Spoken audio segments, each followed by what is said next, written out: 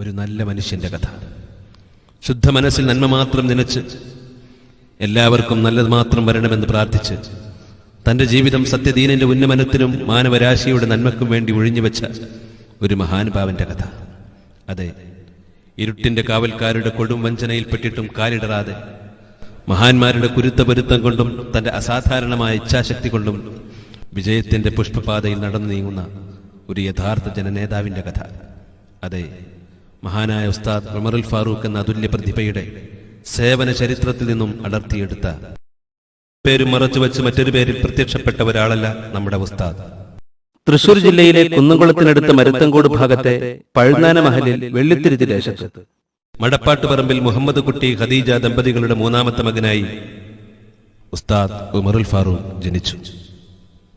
ചെറുപ്പകാലത്ത് കുഞ്ഞുമോനെ എന്ന ഓമന പേരിൽ വീട്ടിൽ അദ്ദേഹത്തെ വിളിക്കപ്പെട്ടിരുന്നു. ഇന്ന് ജീവിച്ചിരിപ്പില്ലാത്ത തന്റെ പിതാവും മൂത്ത ജ്യേഷ്ഠനും അന്നാട്ടിലെ അറിയപ്പെട്ടവരും ഏവർക്കും വേണ്ടപ്പെട്ടവരുമായിരുന്നു. മഹാനായ പഴുന്നാന ഉമറുൽ ഖാദിരി ശൈഖ് അവറുകളുടെ ഉപദേശ നിർദ്ദേശങ്ങൾക്കനുസരിച്ച് ആത്മീയ ജീവിതം നയിച്ചിരുന്ന ഇവർക്ക് മറ്റനവധി മഹാത്മാക്കളുമായി തുടർച്ചയും ബന്ധവും ഉണ്ടായിരുന്നു. മഹാനായ ആലുവ അബൂബക്കർ മുസ്ലിയാർ, കണിയാപുരം അബ്ദുൾ റസാഖ് മസ്താൻ, കക്കടിപ്പുറം അബൂബക്കർ മുസ്ലിയാർ, മടവൂർ മഹാനായ ശംസുൽ ഉലമ, കണ്ണിയത്ത് അമ്പംകുന്ന് ബീരാൻ ഔലിയ, ചാപ്പനങ്ങാടി ബാപ്പു മുസ്ലിയാർ, ചാവക്കാട് ഹിബത്തുള്ള തങ്ങൾ തുടങ്ങി എത്രയെത്ര മഹാരഥന്മാർ. തന്റെ രക്ഷിതാക്കൾ അടുത്ത മഹാന്മാരോട് ഉസ്താദ് അവറുകളും ചെറുപ്പത്തിലേ അടുത്തു. അജ്മീർ മുതൽ ഇന്ത്യയിലെ പ്രധാന മക്ബറകളിൽ നിത്യസന്ദർശകനായി, പ്രത്യേകിച്ച് പെരുമ്പടപ്പ് പുത്തമ്പള്ളിയിൽ അന്ത്യവിശ്രമം കൊള്ളുന്ന മഹാനായ ഷേഖ് കുഞ്ഞു മുഹമ്മദ് മുസ്ലിയാരുടെ ആത്മീയ അടുപ്പം ഉസ്താദിനെ മഹാന്മാരുടെ ശ്രേണിയിലേക്ക് ഉയർത്തി. രക്ഷിതാക്കളോടൊപ്പം കുന്നംകുളത്ത് ബിസിനസ് ഉണ്ടായിരുന്ന കാലത്താണ് ഉസ്താദിന്റെ ജീവിതത്തിലെ വഴിത്തിരിവായ ആ സംഭവം നടക്കുന്നത്. മഹാനവറുകൾക്ക് ഒരു രോഗം പിടിപെട്ടു. ചികിത്സകൾ ഒന്നും ഫലിച്ചില്ല. വിദഗ്ധ ഡോക്ടർമാർ ഇനി രക്ഷയില്ല എന്ന് പറഞ്ഞ് കൈയൊഴിഞ്ഞു. പക്ഷേ മഹാന്മാരോടുള്ള അചഞ്ചല സ്നേഹം രക്തത്തിൽ അലിഞ്ഞു ചേർന്ന ഉസ്താദ് തന്റെ രോഗവുമായി മഹാനായ ഷേഖുൽ കാമിൽ മുത്തുപേട്ട ദാവൂദുൽ ഹക്കീം റളിയല്ലാഹു അൻഹുവിന്റെ ദർഗയിലെത്തി. 93 ദിവസത്തെ പ്രാർത്ഥനയും ദിക്റുമായി അവിടെ കഴിയുന്നതിനിടയിൽ അദ്ദേഹത്തിന്റെ അസുഖത്തിന് മഹാന്മാർ പരിഹാരം കണ്ടു. സ്വപ്നത്തിൽ നടത്തപ്പെട്ട ഒരു ഓപ്പറേഷനിലൂടെ മഹാനവറുകളുടെ രോഗം പൂർണ്ണമായും സുഖപ്പെട്ടു. അതോടെ മഹാന്മാരോടുള്ള സ്നേഹം ഉസ്താദിന് 10 മടങ്ങ് വർദ്ധിച്ചു. തന്റെ ജീവിതം മഹാന്മാർക്ക് വേണ്ടി നീക്കിവെച്ച് ഭൗതിക ഇടപാടുകൾ നിർത്തിവെക്കുകയാണെന്ന് അദ്ദേഹം പ്രതിജ്ഞയെടുത്തു. തന്റെ നവജീവിതം ഔലിയാക്കളുടെ കാൽക്കീഴിൽ ഹോമിക്കാൻ തീരുമാനിച്ചു ആ അചഞ്ചല വിശ്വാസി. ശേഷിച്ച ജീവിതം മഹാന്മാരിലൂടെ എന്ന പ്രതിജ്ഞ പാലിക്കാൻ മഹാനവറുകൾക്ക് മഹാന്മാർ തന്നെ പിന്തുണ നൽകി. മുത്തുപേട്ടയിൽ വെച്ച് തന്നെ തന്റെ പ്രവർത്തന മേഖല അദ്ദേഹത്തിന് അറിയിക്കപ്പെട്ടു. അതുപ്രകാരം ഉസ്താദ് നേരെ പാലക്കാട് ജില്ലയിലെ മുണ്ടൂരിനടുത്ത ചുരത്തിങ്കൽ പള്ളപ്പെട്ടി മഖാമിലെത്തി. അവിടെ അന്തിയുറങ്ങുന്ന അനേകം ഔലിയ ശുഹദാക്കളുടെ മഖ്ബറയിൽ ഖിദ്മത്തെടുത്തു കൂടാൻ തീരുമാനിച്ചു. യഥാർത്ഥത്തിൽ ആ മഹാത്മാക്കൾ സ്വപ്നത്തിലൂടെ ഉസ്താദിനെ അവരുടെ അരികിലേക്ക് വിളിച്ചു വരുത്തുകയായിരുന്നു. നൂറ്റാണ്ടുകൾക്ക് മുമ്പ് ടിപ്പു സുൽത്താന്റെ കാലത്തുള്ള ശുഹദാക്കളടക്കം 400 വർഷത്തോളം ചരിത്രമുള്ള നിരവധി മഹാന്മാരുടെ അന്ത്യവിശ്രമ സ്ഥലമാണ് പള്ളപ്പെട്ടി മഖാം. അന്നാട്ടിലെ മഹല്ല് നിവാസികൾ 50 വർഷം മുമ്പ് പണിതുയർത്തിയ ഓടിട്ട കെട്ടിടവും വല്ലപ്പോഴും എത്തുന്ന സന്ദർശകരും മാത്രമാണ് അന്ന് മഖാമും പരിസരത്തും. അക്ഷരാർത്ഥത്തിൽ കാട് മൂടിക്കിടക്കുകയായിരുന്നു. മഹല്ലത്തുകാരുടെ ഏകകണ്ഠമായ അഭിപ്രായപ്രകാരം മക്ബറയുടെ നവീകരണവും പരിപാലനവും അവർ ഉസ്താദിനെ തന്നെ ഏൽപ്പിച്ചു. ഉസ്താദ് സന്തോഷത്തോടെ ആ ദൗത്യമേറ്റെടുത്തു. പിന്നെ അങ്ങോട്ട് രാപ്പകലില്ലാത്ത പരിശ്രമത്തിന്റെ നാളുകളായിരുന്നു. പകൽ മുഴുവൻ നോമ്പ് നോറ്റു, രാത്രി ഉറങ്ങാർ ഇബാദത്തെടുത്തും കരഞ്ഞു ദുആ ചെയ്തു ഉസ്താദ് മഹാന്മാരെ ഉണർത്തി. കരിനാഗങ്ങൾ പതിയിരിക്കുന്ന കാട് പിടിച്ച പള്ളിത്തൊടിയും പരിസരവും ഒറ്റക്ക് വെട്ടി വൃത്തിയാക്കി. ആത്മാർത്ഥമായ നിഷ്കാമ സേവനം, ഇടമുറിയാത്ത ദിക്ർ ദുആകൾ. അതെ, ഉസ്താദിന്റെ കണ്ണീർ പുഴക്കരയിൽ പുതിയൊരു ധ്യാനം തളിരിടുകയായിരുന്നു. ഒട്ടനവധി മഹാരഥന്മാർ അന്തിയുറങ്ങുന്ന ചുരത്തിങ്കൽ മഖാം കറാമത്തിന്റെ പൂങ്കാവനമാവുകയായിരുന്നു. ഉസ്താദിന്റെ കരളുരുകുന്ന പ്രാർത്ഥന ആ പ്രദേശത്തെ പുൽക്കൊടികളെപ്പോലും നിർവൃതിയിലാഴ്ത്തി. പിന്നെ അങ്ങോട്ട് മഹാന്മാരായ ശുഹദാക്കളുടെ സ്നേഹവും തിരുനോട്ടവും ഉസ്താദിന്റെ മേൽ മഴ പോലെ വർഗികൾക്കും നിരാലംബരായ മറ്റു ജനങ്ങൾക്കും അത്താണിയാക്കി ചുരത്തിങ്കൽ മക്ബറയെ മാറ്റണം. കേരളത്തിലെ മുത്തുപേട്ട എന്ന അപരനാമത്തിൽ ഈ പ്രസ്ഥാനം അറിയപ്പെടണം. ഉസ്താദിന്റെ മനസ്സിലെ സ്വപ്നം അതായിരുന്നു. അതിനായി മഹല്ലുകാരെ വിളിച്ച് വിശദമായ പ്ലാൻ തയ്യാറാക്കി. അനാഥ അഗതി മന്ദിരവും ദർസും അറബി കോളേജും വിശാലമായ കുളവും സ്ത്രീകൾക്കുള്ള പ്രത്യേക സൗകര്യവും, ഇങ്ങനെ മഖാമിന്റെ പുനരുദ്ധാരണ പദ്ധതികൾ വളരെ വലുതായിരുന്നു. അതിനായി എന്തു ത്യാഗം സഹിക്കാനും മഹാനവർകൾ തയ്യാറുമായിരുന്നു. മഖാമിൽ ഖുതുബിയത്ത് സ്ഥാപിച്ചു. മഹാന്മാരായ ഔലിയാക്കളെ ക്ഷണിച്ചു വരുത്തി ദിക്റും സ്വലാത്തുകളും മജ്ലിസും സ്ഥാപിച്ചു. കുണ്ടൂർ ഉസ്താദും ഖലീൽ തങ്ങളും കാന്തപുരവും ഇങ്ങനെ പണ്ഡിത ശ്രേണിയിലെ ഉന്നതരായ നേതാക്കന്മാർ ദർഗയിലെത്തി. മഹാനായ അന്തൃപ്പാപ്പയും തൃശൂർ ജില്ലാ ഖാദി പൂക്കോയത്തങ്ങളും പലതവണ ദർഗയിൽ ഉസ്താദിന്റെ പ്രവർത്തനങ്ങൾക്ക് പിന്തുണയും ആശീർവാദവുമായി എത്തി. കൂടാതെ കേരളത്തിന്റെ വിവിധ ഭാഗങ്ങളിൽ നിന്നും ഒഴുകിയെത്തിയ ലക്ഷക്കണക്കിന് മനുഷ്യമക്കളും ഇങ്ങനെ ചുരത്തിങ്കൽ മഖാം ജനസമുദ്രമാക്കാൻ ഉസ്താദിന്റെ നല്ല പ്രവർത്തനങ്ങൾ ഭൗതിക ലാഭമുണ്ടാക്കാനും താൻ പോരിമ കാട്ടാനും ഉസ്താദ് ഒരിക്കലും വിചാരിച്ചില്ല. മറിച്ച് ആലംബമറ്റവർക്കായി ഈ സ്വർഗഭൂമി അണിയിച്ചൊരുക്കുമ്പോൾ പടച്ചറബിന്റെ ലിഖാഉം ഉഖ്റവിയായ പ്രതിഫലവും മാത്രമാണ് മഹാനവർകൾ ആഗ്രഹിച്ചത്. പിന്നെ തനിക്ക് അന്ത്യവിശ്രമം കൊള്ളാൻ മഹാന്മാരുടെ അരികിൽ 6 അടി മണ്ണും. മഹാന്മാരോടുള്ള അതിര് കവിഞ്ഞ സ്നേഹം അണപൊട്ടിയൊഴുകുന്ന ഉസ്താദിന്റെ മജ്ലിസിലേക്ക് ജനങ്ങൾ ഒഴുകിയെത്തിയതിൽ പിന്നെ അത്ഭുതപ്പെടാൻ എന്തിരിക്കുന്നു. ആഴ്ചയിൽ 3 ദിവസം നടക്കുന്ന ഖുതുബിയത്ത് മജ്ലിസ്, കൂട്ടപ്രാർത്ഥന, അന്നദാനം, ദിനം പ്രതി മഖാം ജനനിബിഡമായി തുടങ്ങി. രാത്രി വരാൻ ബുദ്ധിമുട്ടുള്ളവർക്ക് പകലും മജ്ലിസ് നടത്തി. വന്നവരെല്ലാം അളവറ്റ ആനന്ദത്തിന്റെ അനുഭവങ്ങളിൽ കോരിത്തരിച്ചു. മാറാത്ത രോഗങ്ങൾക്കും മാനസിക പ്രശ്നങ്ങൾക്കും മജ്ലിസ് പരിഹാരമായി. സിഹറും ശൈത്താനിയത്തും ഇവിടെ എത്തുമ്പോൾ നിഷ്ഫലമായി. ഡോക്ടർമാരാൽ കൈയൊഴിച്ച രോഗികൾ ആശുപത്രിയിൽ നിന്ന് നേരെ ആംബുലൻസിൽ കയറ്റി മജ്ലിസിലേക്ക് കൊണ്ടുവരുന്ന അനുഭവം വരെ ഉണ്ടായി. എന്നാൽ വന്നവരാരും നിരാശരായി മടങ്ങേണ്ടി വന്നില്ല. മഹാന്മാരുടെ കറാമത്ത് ഉസ്താദിലൂടെ മറ്റെവിടെയുമില്ലാത്ത രൂപത്തിൽ മഖാമിൽ നടമാടുകയായിരുന്നു. കാരണം മറ്റെവിടെയുമില്ലാത്ത സൽക്കർമ്മങ്ങളുടെ വിളനിലമായിരുന്നു ഉസ്താദ്. അങ്ങനെ ഉസ്താദിന്റെ പദ്ധതികൾ ഓരോന്നോരോന്നായി നടപ്പാക്കപ്പെട്ടുകൊണ്ടിരുന്നു. ഒറ്റ മഖാം മനോഹരമായി പുതുക്കിപ്പണിതു. റോഡരികിലുള്ള പള്ളി 2 നിലയാക്കി പുതുക്കിപ്പണിതു. 1 ഏക്കറോളം സ്ഥലം മഖാമിന് വേണ്ടി വാങ്ങി കുളം പണിയാനുള്ള ഒരുക്കങ്ങൾ ആരംഭിച്ചു. മഖാമിന് ചുറ്റും കോൺക്രീറ്റ് ഇട്ട് വൃത്തിയാക്കി. സ്ത്രീകൾക്കുള്ള സ്ഥല സൗകര്യങ്ങൾ ഏർപ്പെടുത്തി. ശുഹദാക്കളുടെ മഖാം പുതുക്കിപ്പണിയാനുള്ള പണി തുടങ്ങി. ആയിടക്കാണ് മഖാമിലെ ഉറൂസിന്റെ സമയമായത്. പ്രസിദ്ധ പണ്ഡിതന്മാർ, സൂഫികൾ, ഔലിയാക്കൾ തുടങ്ങി ഒട്ടേറെ മഹാരഥന്മാർ ഉറൂസിലെത്തി. ലക്ഷക്കണക്കിന് ജനങ്ങളെ കൊണ്ട് മഖാമും പരിസരവും വീർപ്പുമുട്ടി. ദൂരദേശങ്ങളിൽ നിന്ന് വന്ന വാഹനങ്ങളുടെ നീണ്ട നിര കണ്ണിന് കുളിരേകുന്ന കാഴ്ചയായിരുന്നു. 3 ദിവസം നീണ്ടുനിന്ന ഉറൂസ് പരിപാടികൾക്ക് നേതൃത്വം വഹിച്ച് സംതൃപ്തനായി മഹാനായ കുണ്ടൂരിനോടും മന്ത്രിപ്പാപ്പയോടും മഖാമിനടുത്തുള്ള തന്റെ വീട്ടിൽ സംസാരിച്ചു കൊണ്ടിരിക്കുമ്പോൾ ഉസ്താദിനെ തേടി പോലീസ് സന്നാഹം. തന്റെ ആയുസ് മുഴുവൻ ദീനിനു വേണ്ടി ചിലവഴിക്കാൻ പ്രതിജ്ഞയെടുത്ത് പ്രശംസനീയമായ പ്രവർത്തനങ്ങൾ നടത്തുന്ന ആ മഹാനെ ഒതുക്കുവാൻ ചില നരാധമന്മാർ നടത്തിയ കൊടും വഞ്ചനയുടെ ചുരുളഴികയായി.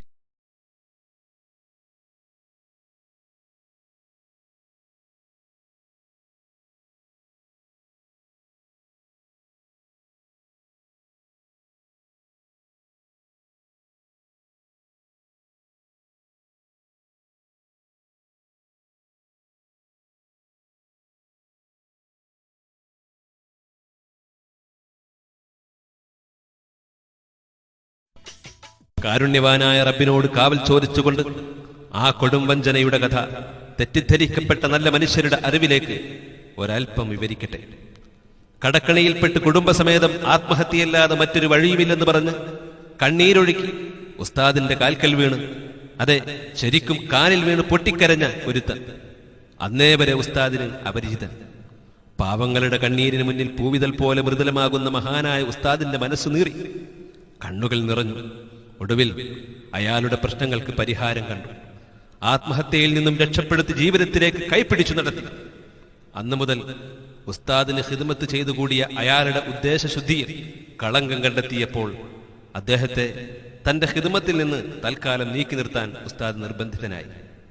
കാരണം ഉസ്താദിനെ കൂട്ടുപിടിച്ച് ആയിരക്കണക്കിന് ഭക്തജനങ്ങൾ ഒഴുകിയെത്തുന്ന മഖാമിന്റെ അധികാരം കൈക്കലാക്കാൻ കൊതിച്ച ധനമോഹികളോട് ഉസ്താദിന് വിട്ടുനിൽക്കേണ്ടി വന്നത് മഹാനവറുകളുടെ ഇഖ്ലാസും തഖ്വയും ഒന്നുകൊണ്ട് മാത്രം. മഖാമിൽ ഉസ്താദിരിക്കും കാലം തങ്ങളുടെ കള്ളത്തരം നടക്കില്ലെന്ന് മനസ്സിലാക്കിയ ധനമോഹികൾ പിന്നെ ഏത് കൊടും ചതിയിലൂടെയും ഉസ്താദിനെ മഖാമിൽ നിന്ന് നീക്കം ചെയ്യാനുള്ള ശ്രമങ്ങൾ ആരംഭിച്ചു.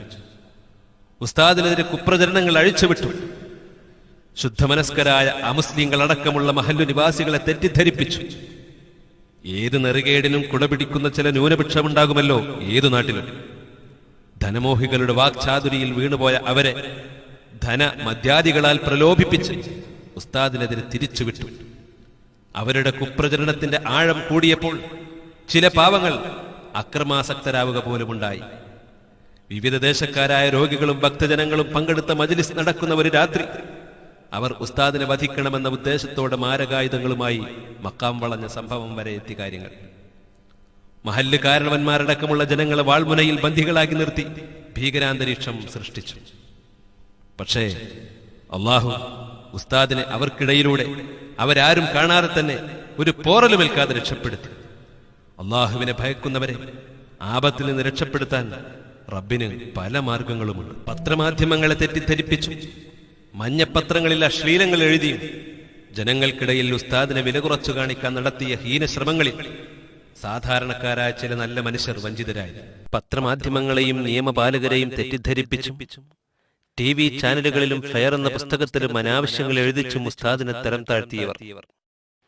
മഖാമിൽ ഉസ്താദിനെ അന്വേഷിച്ചു ചെന്നാൽ ഫെയറിന്റെ ഫോട്ടോ കോപ്പി എടുത്ത് ബറക്കത്ത് പ്രതീക്ഷിച്ചു വരുന്ന വിശ്വാസികൾക്ക് വിതരണം ചെയ്യുന്ന ഹീനമായ തന്ത്രങ്ങൾ വരെ പയറ്റി. പക്ഷേ ഉസ്താദിനെ അടുത്തറിയുന്നവർക്ക് പത്രങ്ങളെ വിശ്വസിക്കാൻ കഴിയില്ല. കാരണം ഉസ്താദിന്റെ നല്ല മനസ്സ് തൊട്ടറിഞ്ഞവരാണവർ. പത്രങ്ങൾ വിളമ്പുന്നത് എന്തും തൊണ്ട തൊടാതെ വിഴുങ്ങാൻ സത്യവിശ്വാസികളെ കിട്ടില്ല. മാത്രമല്ല ഒരു മുഅ്മിനിന്റെ കുറ്റങ്ങൾ എടുത്തു പറഞ്ഞ് നരകത്തിൽ ചെന്ന് ചാടാൻ അവർ ഒരുക്കമായിരുന്നില്ല താൻ. പിന്നെ ഉസ്താദിന്റെ ജയിൽവാസത്തെക്കുറിച്ച് പറഞ്ഞ് കുറ്റവാളിയായി ചിത്രീകരിക്കാൻ വ്യഗ്രത കാട്ടുന്നവർ ജയിൽ കുറ്റവാളികൾക്കാണ് എന്നാണ് അവരുടെ വാദം. ജയിൽവാസം അനുഭവിക്കേണ്ടി വന്നവരെല്ലാം കൊള്ളരുതാത്തവരാണെന്ന് ഒരു സത്യവിശ്വാസിക്ക് എങ്ങനെ പറയാൻ കഴിയും, വിശ്വസിക്കാൻ കഴിയും, ചിന്തിക്കാൻ കഴിയും? കാരണം മഹാനായ യൂസുഫ് നബി അടക്കമുള്ള ഒട്ടേറെ പ്രവാചകർ, ഖുബൈബ് റളിയല്ലാഹു അൻഹുവിനെ പോലെയുള്ള സഹാബാക്കളും, Imam Ahmad bin Hanbal, Umar Qazi തുടങ്ങിയ ആയിരക്കണക്കിന് ഔലിയാക്കളും ജയിൽവാസം അനുഭവിച്ചവരാണല്ലോ. മഅദല്ലാഹ്, അവർ കുറ്റവാളികളാണോ?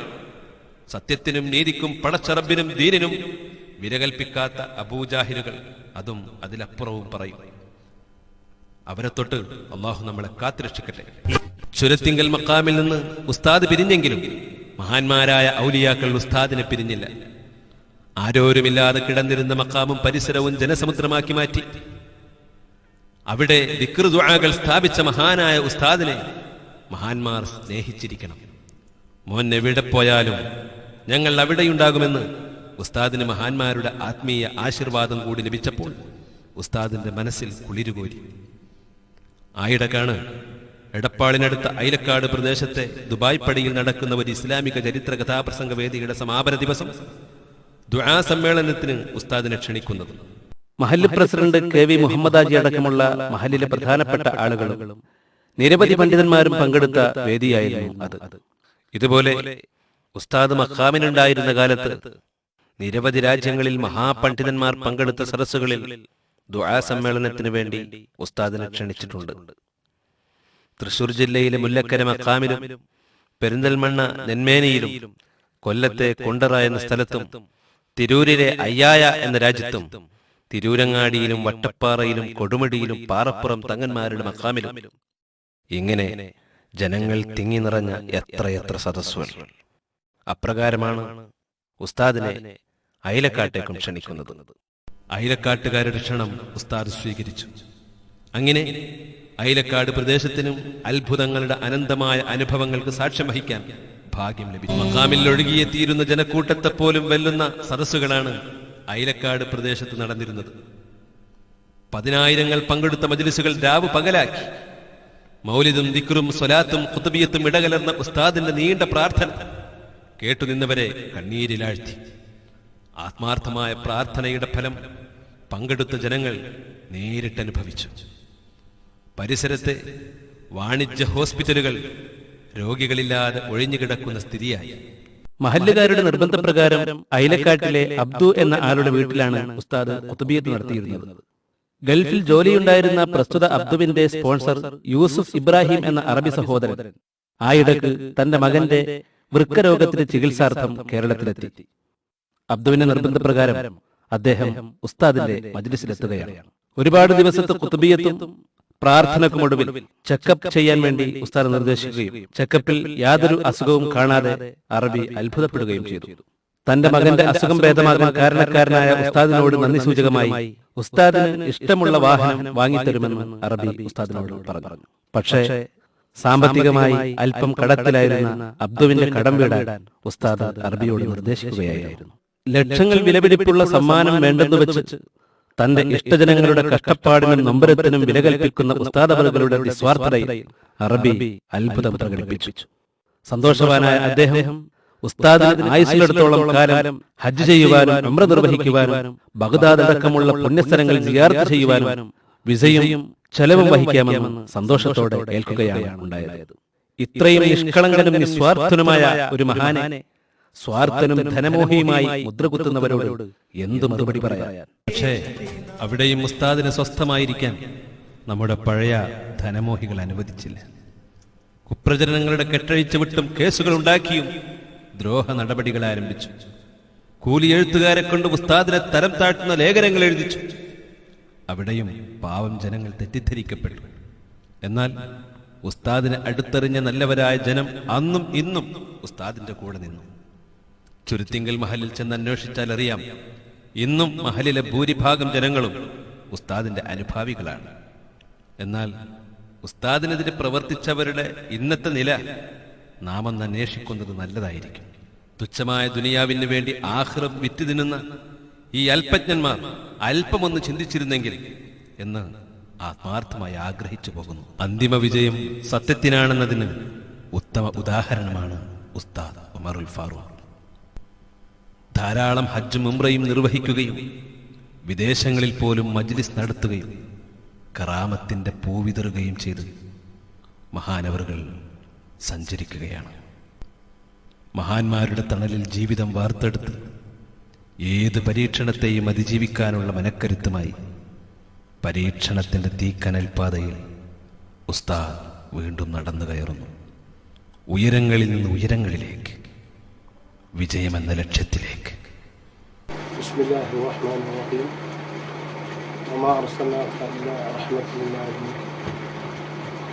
ഒന്നിനായ പണ്ഡിതരെ, ദീനസ്വരൂപികളെ, എല്ലാ മതവിശ്വാസവും അറിയേണ്ടതുണ്ട്. എന്നാൽ എന്നെക്കുറിച്ച് എല്ലാ നിലക്കും തെറ്റിദ്ധരിക്കാവുന്ന വിധത്തിലൂടെ പല വിധത്തിലുള്ള കുപ്രചരണങ്ങളും പരിദൂഷണങ്ങളും ജനങ്ങൾക്കിടയിൽ എന്നെ തരം താഴ്ത്തിക്കെത്താൻ വേണ്ടി ചില വ്യക്തികൾ പ്രവർത്തിച്ചു. എന്നാൽ ഞാൻ ഇതുവരെ അത് തുറന്നു പറയാത്തതിൻ്റെ കാരണം ഞാൻ അള്ളാഹുവിൻ്റെ ഔലിയാക്കളായ ശുഹദാക്കളുടെ കാൽച്ചോട്ടിൽ നിൽക്കുന്ന സാധുവാണ്. അവിടെ വെച്ചുകൊണ്ടാണ് ഇത്രയും ഈ ക്രൂരത എനിക്ക് മേൽ പ്രവർത്തിച്ചത്. അത് അവരിലൂടെ തന്നെ അത് അള്ളാഹു സമയം വരുമ്പോൾ അത് ഇന്നല്ലെങ്കിൽ നാളെ അത് വെളിപ്പെടുത്തട്ടെ എന്നുള്ള ആ നെയ്യത്തോടു കൂടിയാണ് ഞാൻ എല്ലാം അള്ളാഹുവിനെ ലയിച്ചുകൊണ്ട് പടച്ച റബ്ബിൻ്റെ കൂടതിലേക്ക് ഞാൻ വിടുകയായിരുന്നു. ഇന്ന് പണവും സ്വാധീനവും എല്ലാം ഉള്ളവർക്ക് പലതും പ്രവർത്തിക്കുവാനും ചെയ്യാത്ത കുറ്റങ്ങൾക്ക് കുറ്റം ചെയ്തെന്ന് ചുമത്തി ജനങ്ങളെ വിഡ്ഢികളാക്കാനും പറ്റാവുന്ന ഒരു കാലഘട്ടമാണ് എന്ന് ഞാൻ മനസ്സിലാക്കുന്നു. എന്നിരുന്നാലും അന്തിമ വിജയം സത്യത്തിൻ്റെ കൂടെയാണ്. എന്നാൽ മറ്റുള്ളവരെ പോലെ തിരിച്ച് വിരുദ്ധമായി പ്രകടിപ്പിക്കാനോ പണം ചെലവാക്കി അത് തിരുത്താനോ അവരെപ്പോലുള്ള അനികൃതമായ പണം എൻ്റെ പക്കലില്ല. എല്ലാ നിലക്കും പ്രവർത്തിച്ചു ശീലിച്ച ആ പരിചയക്കാരാണ് എനിക്കുമേൽ ഇത്രയും അവരുടെ സ്വഭാവശൈലി എനിക്കുമേൽ പ്രവർത്തിച്ചത്. അവർ ചെയ്യുന്ന കാര്യങ്ങൾ എനിക്ക് ചെയ്യാൻ കഴിയില്ല. കാരണം അവരെല്ലാം